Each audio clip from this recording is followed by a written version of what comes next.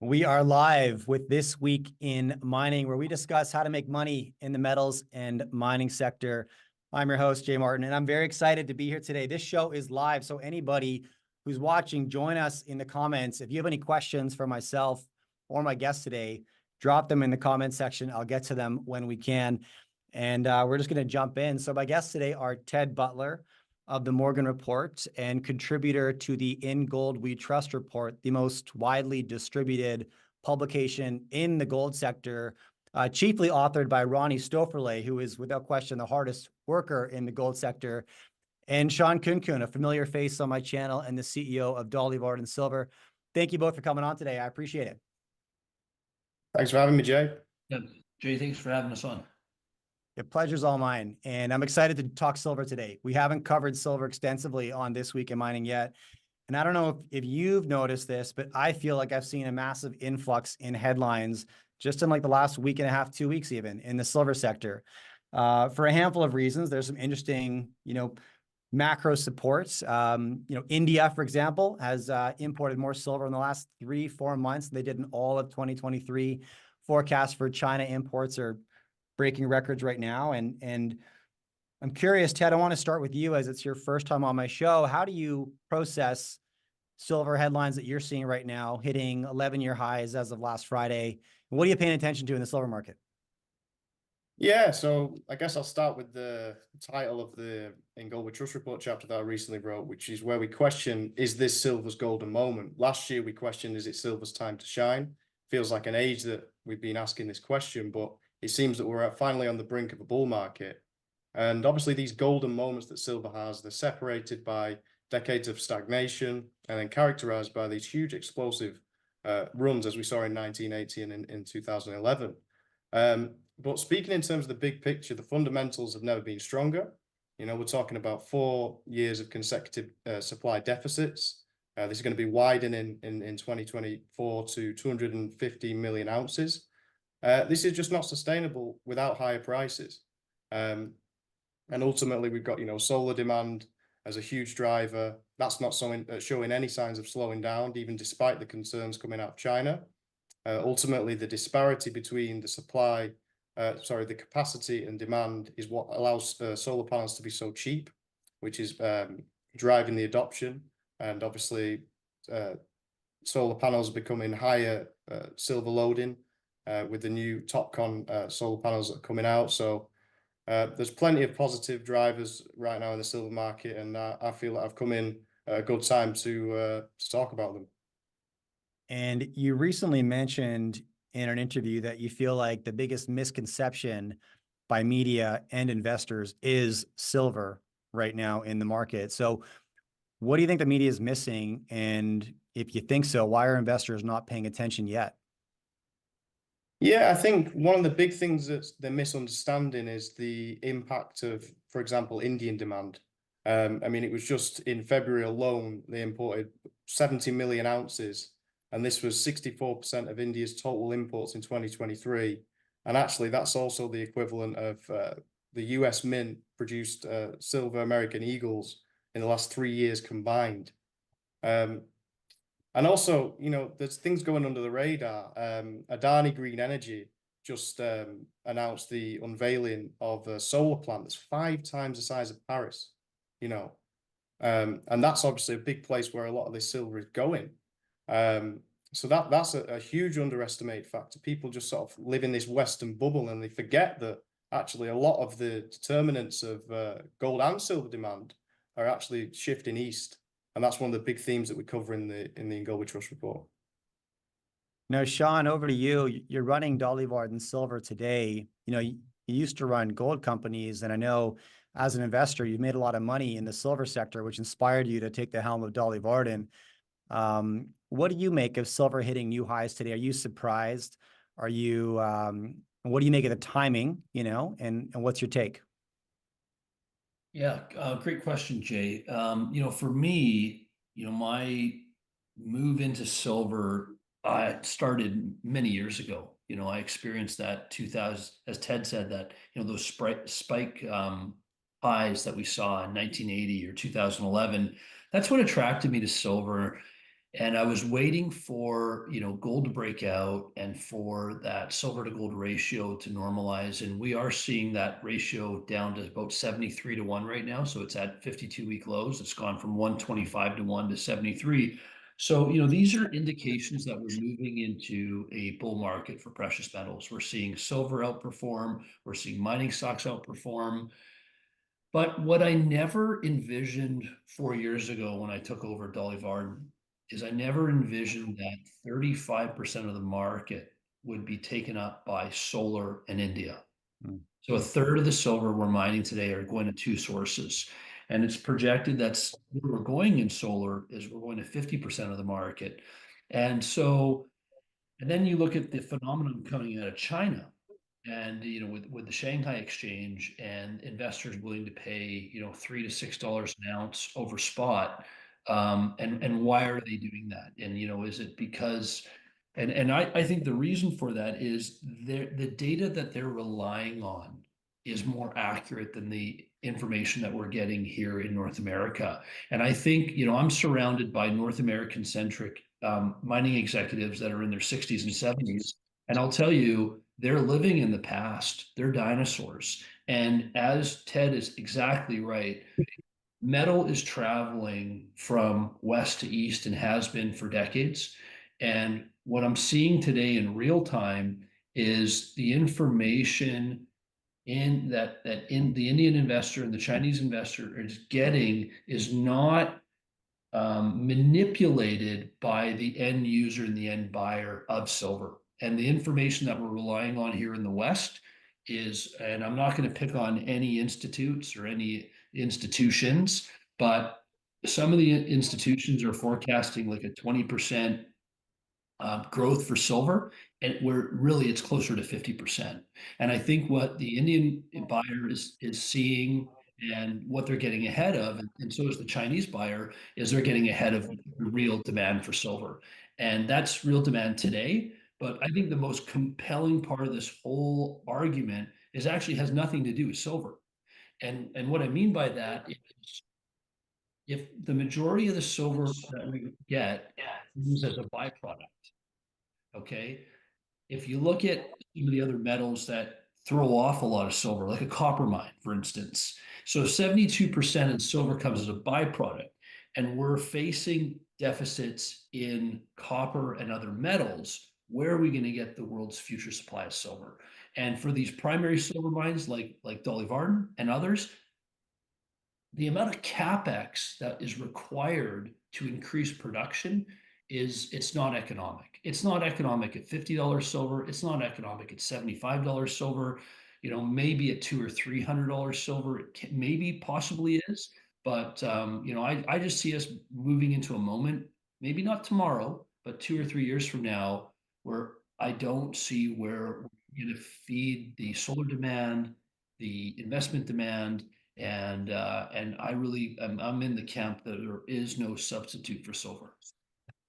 Man, there's so many threads I want to pull on with this. So give me a minute. First of all, when you talk about, I'd say like the old guard mining executives, and you said they're living in the past when it comes to indicators they're paying attention to. What specifically, and you don't have to throw anybody under the bus, but what specifically are they missing? Is it as simple as that renewable trajectory? You mentioned, maybe we're focusing on 20% here when in reality it's more like 55% driven from solar alone. What's your expansion on that? It has a lot, and whether it's a silver mining executive who has been, around the industry for multiple decades, who's relied on these trading ranges that we've become very accustomed to, right? So you could hedge and you could sell big inventories of silver at 25, and you could be, more aggressive with an acquisition in the low teens, and you get very comfortable in a trading range. It's similar to investment professionals who have never gone through a rate rising environment. How can you prepare? How are you prepared for something you've never lived through? And I just think out here in the West, we've been lulled into this complacency. And it's not just a silver story. It's an everything story, right? And I think we're in this changing world where, you know, and silver is one example of where we've gotten it wrong. And I think, you know, it's why I've come into the space. And you look at the setup. I would have never envisioned 4 years ago that Mexico was going to say, we don't want open pit mines, Yeah. the largest silver producer. So what I'm telling you is all the fundamentals were in place. Like with gold breaking out, silver was going to make its move. You know, it's, you know, the gentlemen were going to go after silver because gold is for kings, right? And it's happened over and over and over in history, right? And we can go back to the natural relationship of 16-1. We can talk about, you know, we're mining, you know, 7-1. But at the end of the day, silver was going to make a big move. And whether it was a spike high like we've seen over the last 40 years, or whether it was something that was more sustainable, you know, that, you know, remains to be seen. But what we never factored was Peru, Chile, Mexico, the rest of the silver producing worlds, making it increasingly difficult to go after these projects. And then considering, like I said, you know, most silver coming as a byproduct, it's hard. It's so hard. You know, you had a guest on recently to talk about copper, Ivan Bebic, and Ivan, who's an advisor at Dolly Varden, talked about if you're lucky enough to tag a big new world class discovery in copper, Jay, how many years away from mining are you? Yeah. 20 to 30, probably, realistically. So if we're relying on the big projects to spit off a lot of silver as a byproduct, that's 70% of the market, and those projects are 30 years away. You know, it exaggerates what's already coming, and it takes and you considering we're at all-time highs in copper, all-time highs in gold, all-time highs in Porsches and fine art and everything else on the planet, but not silver. When we're Right. in the case for solar and investment demand, and I don't know. I just think it's, for me, it's what I think it's the opportunity of a lifetime for me. Interesting. Okay. And, you know, my take on 20 to 30 for copper might be pessimistic, but, you know, 10 to 20, I think is still very realistic. And in the words of like a Ross Beatty, we're not short copper, by the way. It's just, we have no access to it. Right. And the path to accessing it is 20 years away. And that's the issue that we're facing with so many metals, not just because of the increased consumption and demand from solar, but as you walk through there, the starvation of capital, right, in new supply. And this is coming to a reckoning. Now, you mentioned Peru, Chile, you mentioned Mexico's ban on open pit mining. I agree, that's bonkers. And I think it's more than just open pits. You know, if I were to think about investor sentiment towards Mexico, it's just it's a huge red flag. And what's your take, Ted? Because recently, actually, you cited a tweet that said we are undeniably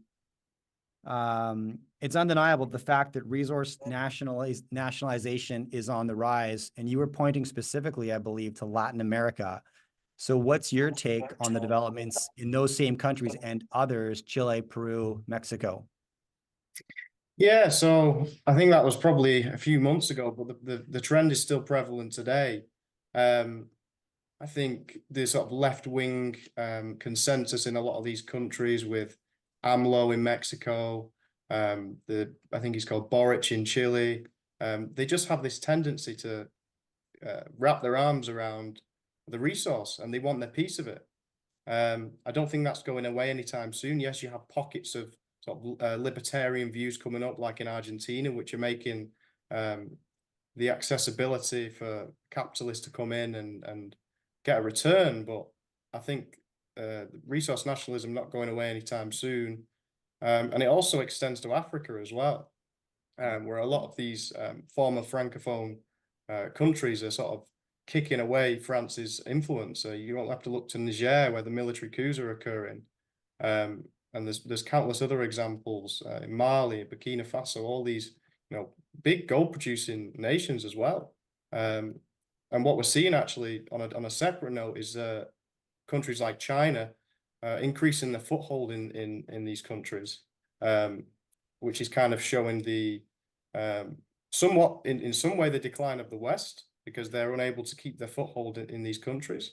But there's so many geopolitical risks nowadays, so it just increases the point to have a safe jurisdiction like Shawn up in Canada. So it's very difficult at the moment to find quality projects with the political landscape that's so divisive. So it sounds like you're following, maybe call it like the epidemic of coups occurring in the Sahel region in Africa. Exactly. Yeah. I'm watching that very closely because I'm surprised how little media coverage it's getting. But I think, call it the battle for Africa is one of the most important conflicts happening today. And it's happening largely under the radar. But for anybody not familiar, there's been 9 military coups in one little strip of land called the Sahel region in Africa, 6 failed attempts, but many governments have been overthrown to the extent that the now infamous Wagner Group has been rebranded as Africa Corps and is parading around the Sahel region, offering regime change protection to these governments. If it sounds like an insurance policy against a coup, that's exactly what it is. In exchange, they get, screaming deals on natural resource extraction that they can then export through their port in Libya. How significant is that event from your perspective, Ted, and does it deserve a bit more attention than it's presently getting? Absolutely. I think it's one of the things that the West media doesn't necessarily want to cover because it documents their demise in a sense. And the funny thing is, a lot of the gold that the Wagner Group is finding is probably making its way onto the balance sheet of the Russian central bank potentially, which is an interesting segue. But just go with me here. I think 28% of the Russian central bank's foreign reserve assets are gold. And this comes at a time when it's dumping dollars and reducing its trade with the US significantly. And one thing I did want to touch on, Jay, as well, was the sort of freezing of the assets back in February before the outbreak of the Ukraine war, and how China are looking towards what happened to Russia when 300 billion of dollars worth of assets were froze. And they're now stacking gold at an alarming rate, talking about the shift to east again, 17 consecutive months of gold purchasing. And funnily enough, they're also wanting to reclaim Taiwan. So you've got another driver there for gold demand. I know we're going off on tangents here, but in the sense that the price of gold is no longer being determined by the conventional factors. We're in this new playbook now. And we're not even talking about interest rate cuts by the Federal Reserve because we don't need to. But my point is that gold as a neutral reserve asset is increasingly attractive because it can't be weaponized like the US dollar. So this explains why China is stocking gold accumulating at record rates, because it's seen what happened to Russia, and that's good for silver as well, ultimately, because it drags it along too. 100%. And I don't think you're going off on a tangent at all. I think it's super relevant. And it's not just China, as you know, central banks all over the world are stockpiling gold at rates we haven't seen in 50 years, to the tune of around 1,200 tons per year for the last couple of years. And you have to ask the question, why? Why would you do that? Why would you? And I wouldn't say they're dumping US dollars yet, but what they are doing is building a lifeboat, right? Which is what precious metals does for you. It's the asset that's not somebody else's liability. And so if you don't know what spooky goon is around the corner, it's a good asset to hold, right? And if this decade continues on the trajectory that it's been on thus far, sort of increasing unpredictable chaos and conflict, you're going to see more, I think, smart money investors, central banks and institutions gravitate towards precious metals. And obviously we're seeing that with, gold hitting all-time highs and silver creeping that direction. Shawn, what's your take on the de-dollarization trend, those developments, central bank, precious metals buying? What are you paying attention to? Jay, I always agree with you, but I disagree with you on one thing when you say they're not dumping dollars yet. I think that's exactly what they're doing. They're down to like 700 billion of treasuries. I think they're changing in those dollars for farmland and resources all over the world. And I think that's exactly what they're doing. So I think we've got this trend where the confidence in the U.S. dollar government is waned, and I think we're moving into a world where it's happening slowly, but then it'll be all of a sudden. And when that moment happens, like I just saw a headline flash from Jim Rickards, who's calling for $25,000 USD gold. And it's not a sensational headline. There's a lot of fact and evidence to support that number. I've heard numbers as high as $50,000 an ounce USD. And these may sound like crazy numbers to some, but if you look at the amount of look, the US crossed $1 trillion during the Reagan presidency. And the sort of the the magic of compounding, right? And if you look at every administration doubling the debt, and we're going from numbers that, from Bill Clinton to George Bush, from 4 to 8 to Barack Obama of 16 to Trump exceeding 30. At some point you reach that Minsky moment, and I think we're there.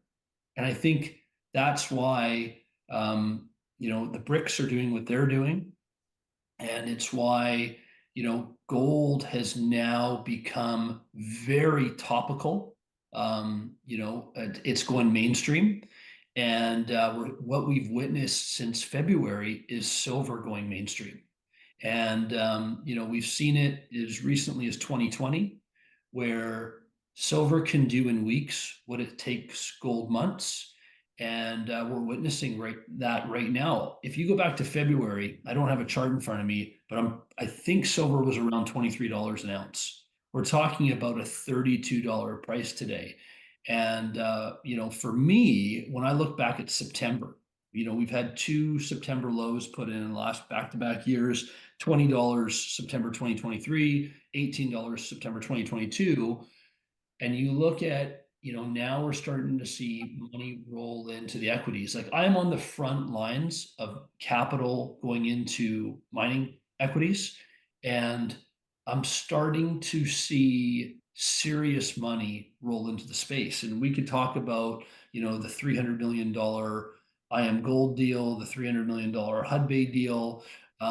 And we will be talking very, very soon about a $300 million silver deal. It's there in copper and it's there in gold, but it's coming to silver, and that's what's coming next.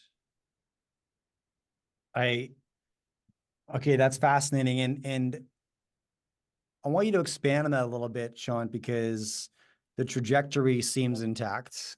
You've got your finger on the pulse when it comes to money moving in the silver sector. And it's very impressive how much cash you've been able to raise in the last 4 years, and what for most junior mining companies has been an impossible market to raise money in. And your shareholders are, Fidelity, Hecla Mining, Eric Sprott, some of the biggest names in the business. What kind of transaction would you speculate we could see in the future in the silver business that would turn heads to that same degree? Well, I think what we've seen going into the last 60 days, right? We were in a depression. We were in an environment where, if you look at this, the silver leaders in the space, they were facing some very, very difficult times. And I don't want to pick on any companies, but let's just say companies went from billions of dollars of valuation down to hundreds of millions. And there was some called it the yellowing out, or the hollowing out, in terms of silver companies going to more gold centric opportunities. It's interesting. Like, we're now in a universe where even the gold producers are no longer gold producers. They're copper producers, right? And so there is no silver company anymore. I can't think of a company that's listed that is a pure play silver opportunity. And I'm in the silver business. Like, if you start going through the list, you look at the SILJ, and not to pick on the ETF, but they own names that are 10% silver. So if you're an investor, and this is where I think passive investing is so dangerous, and you want to say to yourself, oh, I want some exposure to silver, and you go out and buy these silver equities that you think are silver equities, but they're like 70% lead and zinc, or, and so I think and why is all this? Why is this, Jay? Is it because people, have shied away from silver? No, it's because it's next to impossible to find these opportunities. I've spent 20 years in this business. I spent the last 4 of the 20 trying to get exposure to real silver. And I'm reporting back to you after that 3-year experience and telling you that it is the toughest metal under the sun to get some real tonnage and grade, and to find real opportunities that make sense even in a $30 price context, let alone the $16 context that we had a few years ago, or 20 or 25 more recently. So I think if you're talking about silver from the standpoint of a byproduct, yeah, it's wonderful. There's a lot of projects that can spit off a lot of silver, but I can't even remember your original question now, Jay. Now, well, here's what I'll pull on there. Is there a price you have in mind, Shawn, that you think would inspire? I don't know if you can inspire, but would create enough activity that we would discover some more pure play opportunities? Like, what does that price discovery look like, in your opinion? So look, I think the move from 23 to 27, if we took the average mid-tier silver company, that $4 move that we saw a month or so ago, because if we think about how companies report and when they make their sales, they're not everyone's going to realize every sale at $32 today. So let's take an average price of 27, which the average price in the previous quarter was, say, 23. That difference for your average $1 to $2 billion company is a difference, Jay, of $100 million of free cash flow. So already at 27, like, I think for most of these companies, their A6 is around 20. They're all in sustaining costs. Produce an ounce of silver is around $20. So, at $25 silver, you're making $5 an ounce. At $30 silver, you're 100% more profitable, and so on and so forth. And so what I think is going to happen, the original question was on M&A. What I think will happen is that the industry that was dying, the industry that was falling, the industry that was going from billions of dollars, that capital was scarce, that the costs were high, that, the average miner is paying like plus 10% to borrow money, the good ones, the big ones, the best, is going to start growing. And what's going to create that growth is the capital that's coming into the space. So I think that companies are going to become acquisitive. Companies are going to look to grow. I think there's going to be a trend to try to grow north because there's uncertainty in the south. So I think management teams will look to the north. Management teams look for stability. And management teams are going, because their shareholders are going to demand growth, and there's going to be the capital to unlock and develop opportunities. I think, and so, I think the ideal opportunities are going to be silver projects in the United States of America, silver projects in Canada, projects of size, projects of grade. And I think you're going to get your silver miners who are super focused and centric in Latin America start making big moves up north. Interesting. Okay. Now I know your mission, your vision when you took over Dolly Varden was to consolidate a district in the Golden Triangle where you operate, and to increase the ounce count of the company. I believe it was around 37, trading at around 37 cents per ounce of silver when you took over 4 years ago. You've increased the ounce count substantially. I believe around 140 million silver equivalent ounces today. Am I close? Yeah. And we've got drills spinning as of last week or the week prior. That's correct. Could you walk me through the work program and what you guys are? Yeah, absolutely. But I just want to say one thing before I do, which is, as if we talk silver equivalents, as that ratio normalizes, it's going to change everything in terms of how we look at these opportunities. And I think for so long, all of these silver-centric opportunities were looked at through a gold equivalent lens. And so, with silver moving higher relative to gold, it's going to be the equivalent of a project going from like a 5-gram gold average to a 10-gram average. And that's without the project changing, but just the ratio normalizing. And that the normal ratio, the average historically is 40-1. We're at 73-1 right now. Like, so, and we've got a long way to go. Like, the silver price could double with gold staying here. But in terms of our own project, look, Jay, what drew me to the Golden Triangle is it's home to 1 billion ounces of silver.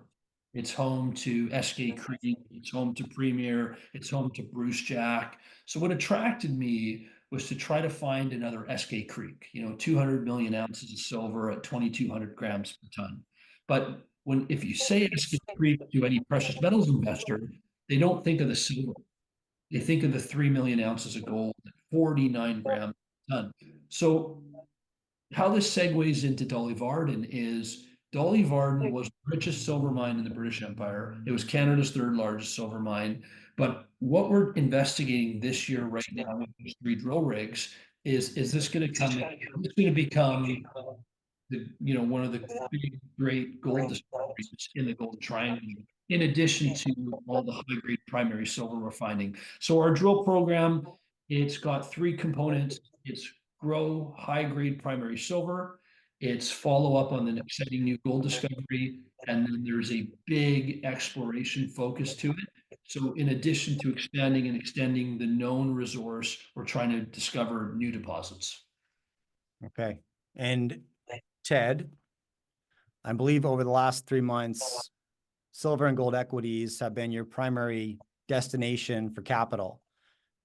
Could you walk me through where you're putting that cash and what you're looking for, where you're looking for value right now? You want me to name companies? If you want to, regions, companies, stages Yeah. of companies. Yeah, I'm curious where you're putting your cash right now. Yeah, so obviously a lot of the silver and gold mining companies based in jurisdictions that I feel are safe, like Shawn mentioned, of course, Canada, America, Australia for gold as well. I'm not going to name names, but the notoriously strong jurisdictions, some in Latin America.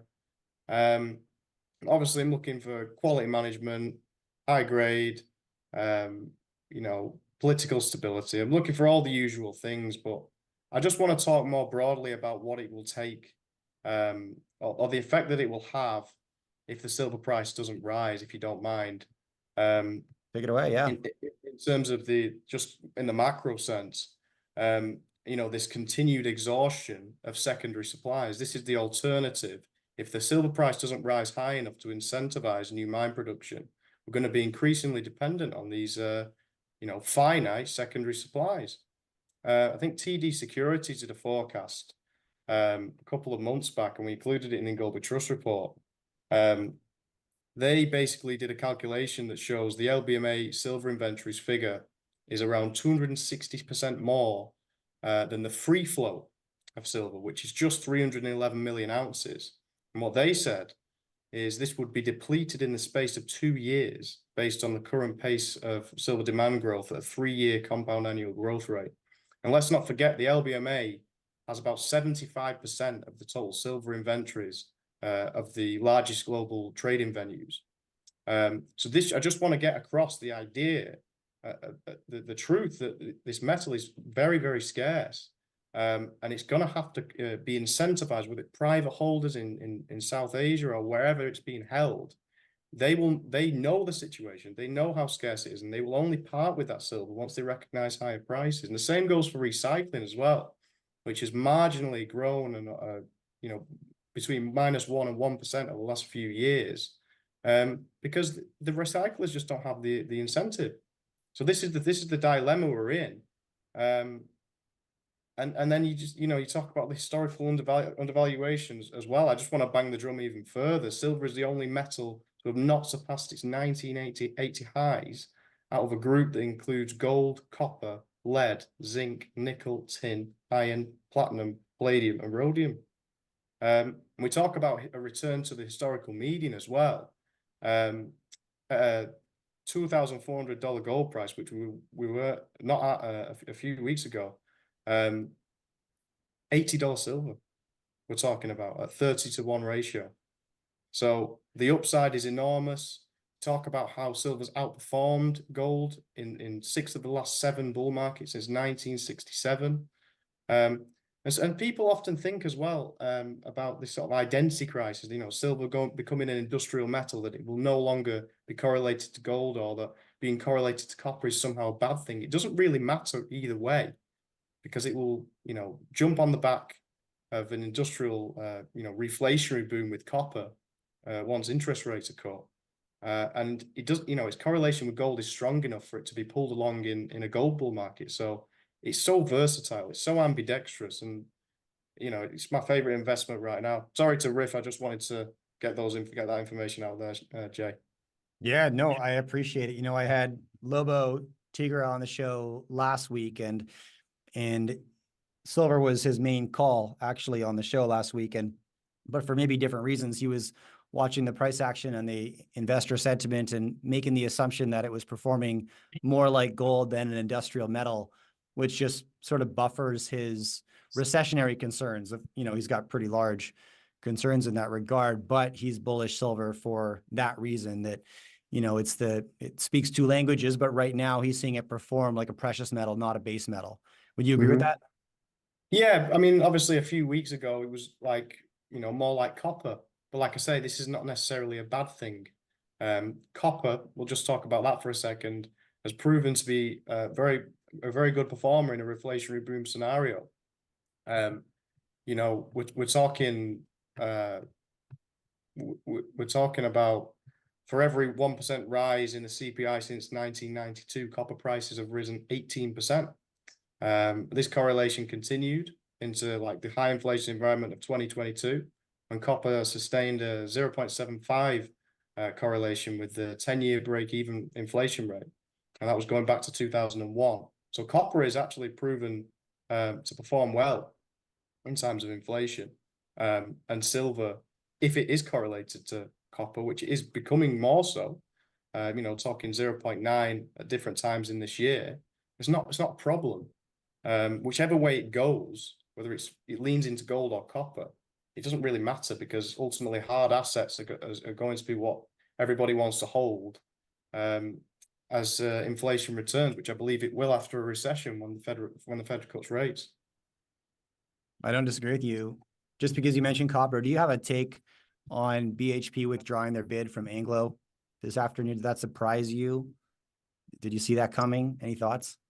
Yeah, I think ultimately the interest is just indicative of the growing bullish thesis on copper. I think ultimately there will be a deal made soon. Obviously, don't forget about the platinum side of Anglo American's assets as well, which I think is interesting and worth considering. But I think like the big misconception actually about copper is that it's all about EVs. It's a lot more to do with the infrastructure and the data centers.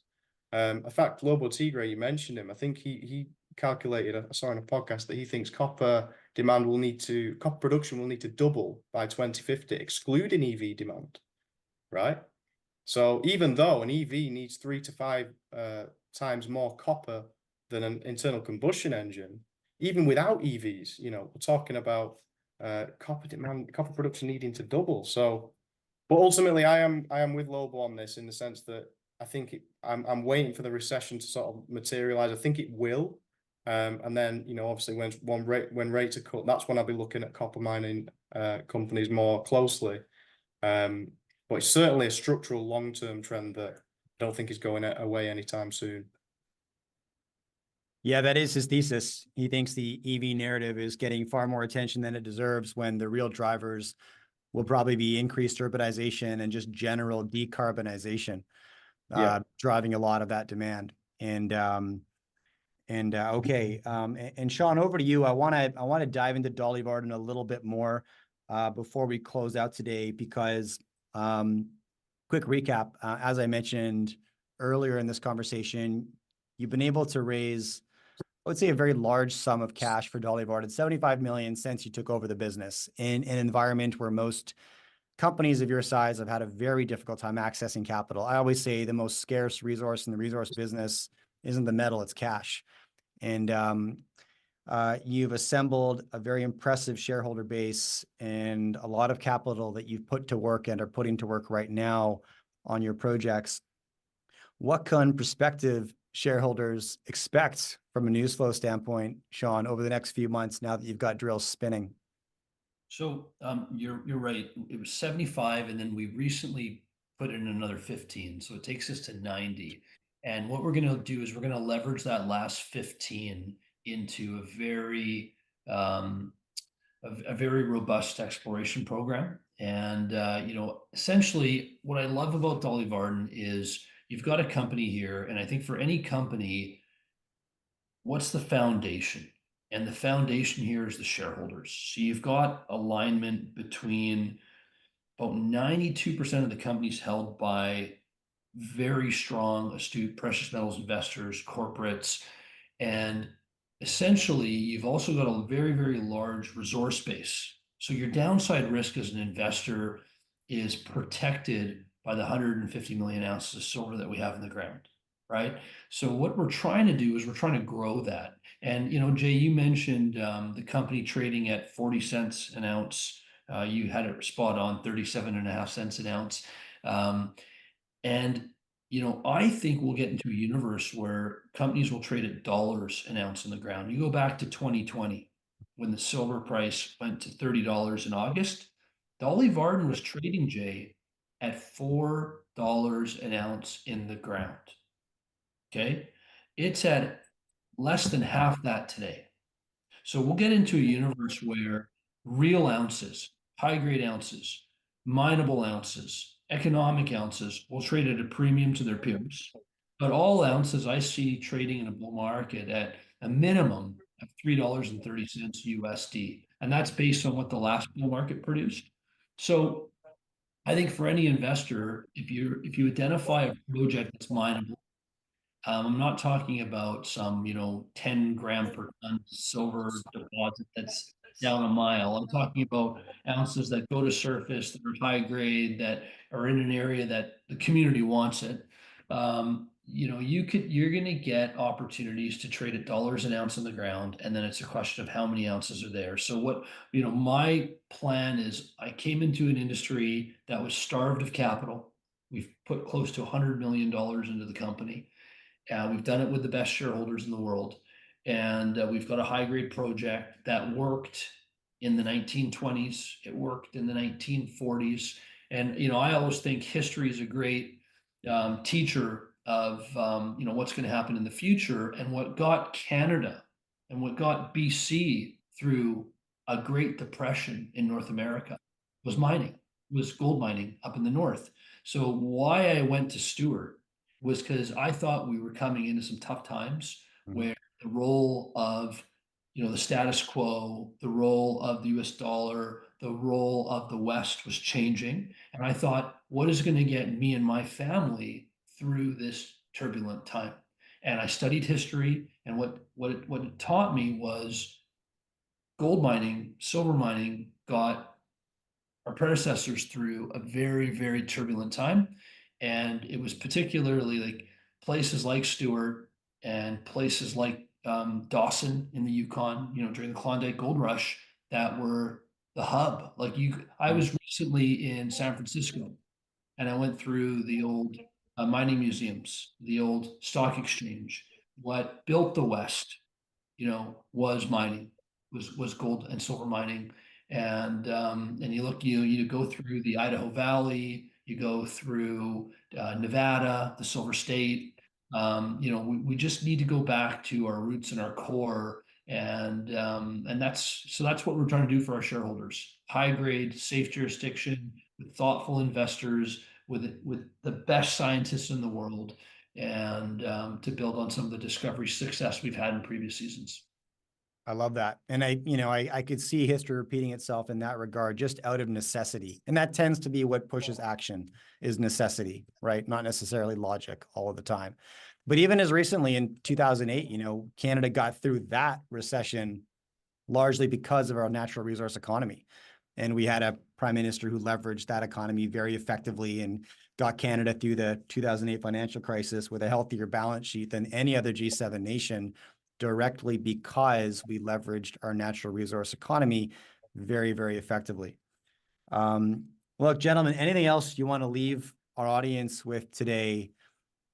Insights into capital allocation into the silver sector. Shawn, I'll go to you first. No, I'm just humbled by both you and Ted. You guys have brought in some incredible information, incredible perspective, and just grateful to share the stage with you. I appreciate that, Shawn. Love it, man. Thank you, Shawn. Yeah, again, just want to echo what Shawn says there. Obviously, a pleasure to be on your show for the first time, Jay, as well, and be in such good company. The thing that I want to leave with as well, it's actually a quote from a bit of research from Peter Krauth. Obviously, I believe there is going to be a rate cut by the Federal Reserve, and this is when the conventional sort of correlations start to impact the gold and silver market. And during these rate cutting cycles, silver's averaged 332% since 2000, and the three rate cutting cycles that we've had during that period. And we're not even, that's not even materialized in the market yet. It's not even come to fruition. So the silver price has got to $32 without that effect even happening. So I think we're only just getting started is what I'm saying. I think there are a lot of reason to be optimistic about silver and silver mining companies like Shawn, Dolly Varden. Love it, man. I love it. Well, thank you both for coming on today and chatting with me. I'd love to do it again sometime in the near future. And for everybody who's tuned in, thank you. We are back every Wednesday at 2 p.m. Pacific time, 5 p.m. Eastern, right here on the VRIC media channel for This Week in Mining, where we discuss how to make money in the metals and mining market. Make sure you hit subscribe, turn on notifications so that you don't miss an episode. Thanks again, and I will see you next week.